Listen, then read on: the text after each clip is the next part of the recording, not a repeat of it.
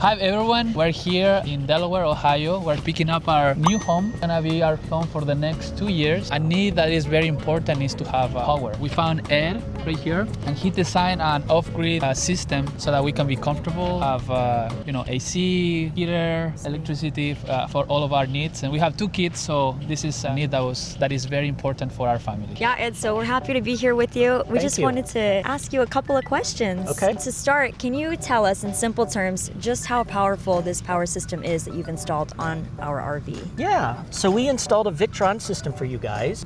We have about 2 kilowatts of solar on the roof. There's 16 kilowatt hours of battery capacity, and you have about 4 kilowatts of power available coming out of the inverter. So the reason we chose all of that, so that you guys would have enough power to run multiple things at a time. So in RV situations like this, a lot of times they'll install a smaller inverter and then just tell people, hey, you can run the air conditioner or the microwave or a hairdryer or whatever. And since you guys are going to be living in this thing full time, I wanted to make sure that you didn't have to worry about that. So the air conditioner and the microwave, for example, can be running at the same time. You shouldn't have to worry about it. And then since you have a backup generator, 16 kilowatt hours of battery should be plenty. So we'll have the system configured so that if the state of charge of the batteries fall down below a certain percentage, it'll automatically start the generator. And if you decide that, you know, Ed, I don't want the generator to start at 2 o'clock in the morning, we can change that, and we can even set up quiet hours so that between certain hours, it won't even try to start the generator and it won't wake anybody up. And you could do it directly from here, right? Even if we're in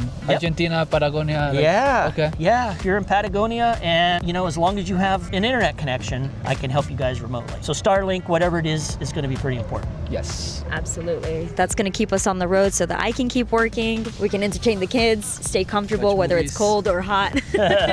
So yeah, that's pretty exciting. Awesome. Yeah, I think it's going to do well for you guys. Thank you, Ed. Yeah. So Ed, when someone comes to you and they're wanting to install some type of a power systems in their home, trailer, RV, something similar like us, and they're saying they're considering doing a DIY project, what are some things that you usually tell them to consider? I want to know what their background is, so I kind of know what level, with some people are engineers, some people are business people, it kind of depends. So I want to understand what their background is. And if somebody comes to me and says, hey, I'd like to do this myself, that's great. We love supporting do-it-yourselfers. So I ask a few questions to try to get them to see if they're comfortable with it. But usually the only issue that really comes up with that is it's people that want to buy their own cheap batteries. Use Victron equipment, for example. Victron's great. We watch YouTube videos, people say it's great. And then I bought these budget batteries on Amazon. The issue is we've tested just about everything out there. Most of those batteries, they don't perform well. And given that you guys are going to be living in this thing full time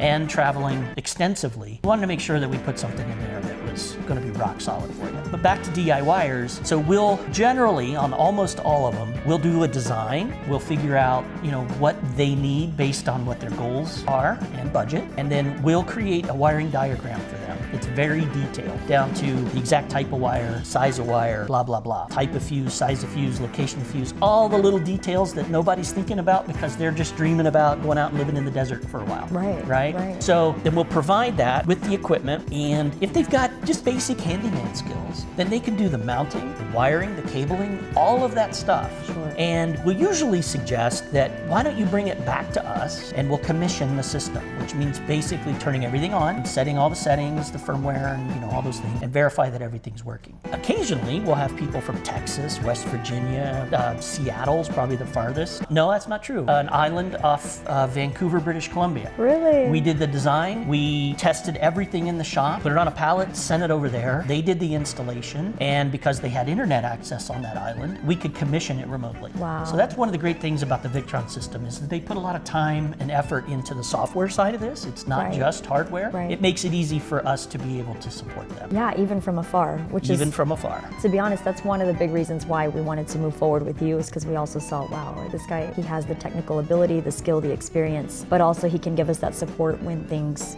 maybe we need like just some extra support or help while we're afar. Yeah, especially, in those first couple weeks. What does this mean? What is this doing?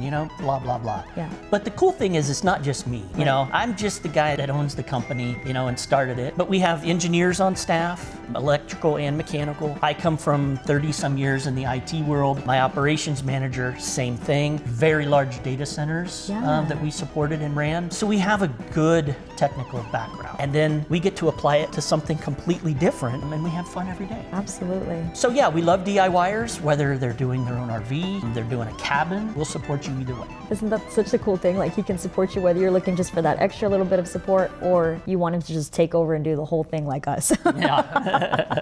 So in the case of like when you do have customers that maybe they are wanting to do some of the work themselves when they're creating their rig, whatever it is, to make it off-grid capable, when they're having a conversation with you or they're saying what they're wanting to do, what are some things that maybe DIYers often don't think about or don't realize that they're missing until it's too late or they're too far down the process? We try to head that off in those first conversations. So just like with you guys, we have an initial consultation, and I don't dive deep into the technical stuff. I want to know what you guys are looking to do, right? You want to travel, you want to live in this, and you're bringing baby. So I take that to heart, and you can ask my wife, I've been a nervous wreck this week because I want to make sure that, I'm doing everything that I can to ensure that you guys have a pretty seamless experience.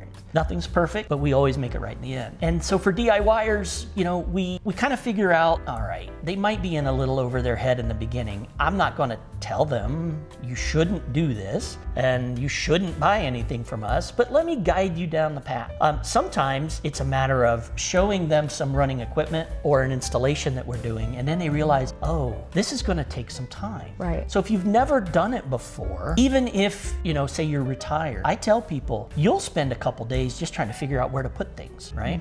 And that's the first hard part. And then, all right, now I got to cable it all up. And then, oh my gosh, I got to do the settings. And as they start to get into the project, they realize no individual part is difficult. There's just a lot of them. Right. And I mean, we've been doing this now for 5 years. We've pretty much seen everything. We know all the little tricks, or we know, the troubleshooting stuff. Yeah. So I think for people that are DIYing it, I think the thing they underestimate is the amount of time and the amount of bits and pieces. And if you look in our shop over there, we've got 4 racks full of nothing but little bits and pieces, ferrules, lug, fuses. And so I tell people, if you want to DIY it, I recommend that they buy our design service, they get the wiring diagrams. If they do that, I'll give them a list of recommended supplies so that I know if they're going to buy these things and they're going to put it together, they're using quality stuff and they don't have to go and figure out where to buy it. Just buy these things, and then almost every time, I would say pushing 100%, they'll ask us to do the commissioning. Once they've gotten in there, oh gosh, I think you guys ought to look this over.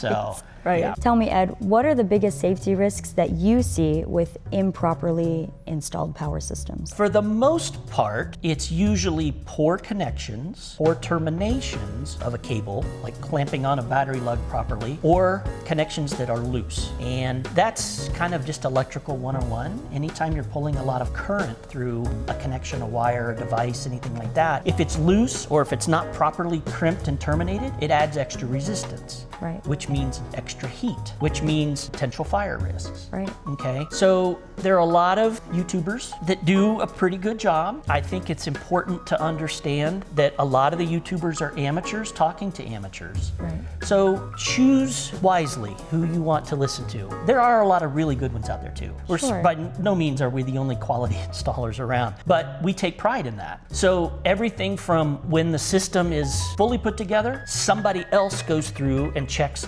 all the connections, make sure everything is tight. We have had things leave here before where we had a loose connection. Customer calls and says, this is acting weird. Okay, well, now we know by seeing all these different issues over the years, you probably got a loose connection, go check this. Oh, yeah, Ed, it was loose. How did you know? Hey, that's probably one of the most common things. So even in our own installations, we have somebody go back and double check everything. We have thermal imaging cameras so that when we run the system under load and get everything good and warm, we make sure that we don't have loose connections. So you can test them mechanically, we can test them visually with a thermal imaging camera. And we did that yesterday on your build as well. So that's the most important thing. We've had people call an emergency saying, my fuse holder's melted down and it's smoking in the back of my van. I live in this thing full time. All right, get it in here. And then they say, yeah, I bought this tool on Amazon, because I saw somebody do it, and then you hit it with a hammer. And our crimping tools cost over $1,000 each. So we do enough of them that makes sense, but your average do-it-yourselfer isn't. But that doesn't mean that they have to spend $1,000 as long as they buy a good, say, hydraulic crimping tool, and that's on our list of recommended stuff for them. We haven't had any DIYers that followed our design, followed our drawings,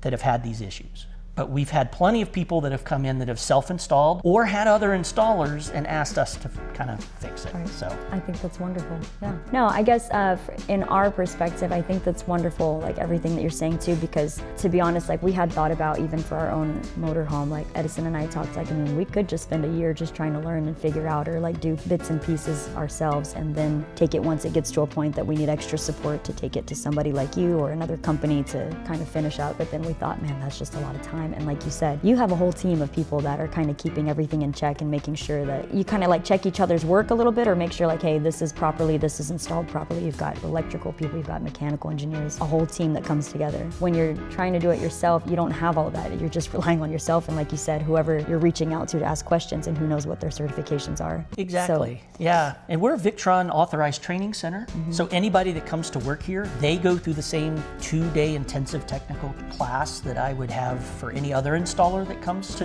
train with us.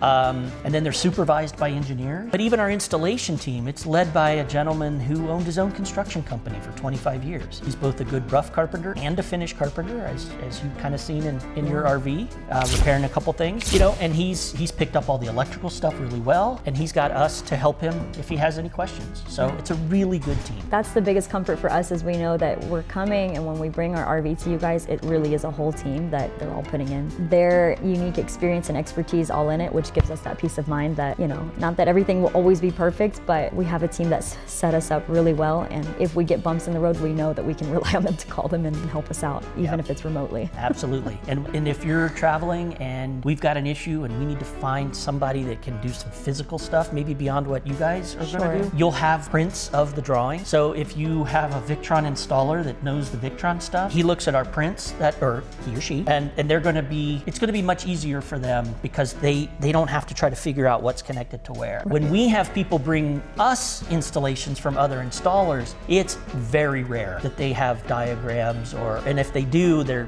kind of crudely made. That's not necessarily a profit center for us. We do, it's a service that we sell, but we've never had anybody complain about it. They're like, oh man, this is awesome. That's how we make DIYers successful. But also that's the comparison that you see too, like when you come to somebody like Ed with off-grid power systems, that's what you're going to get in comparison to somebody else maybe that wouldn't offer that detail of planning and all of the drawings and everything that you can always use for later. Yeah, it really does help the troubleshooting process a lot. Absolutely. So. Yeah.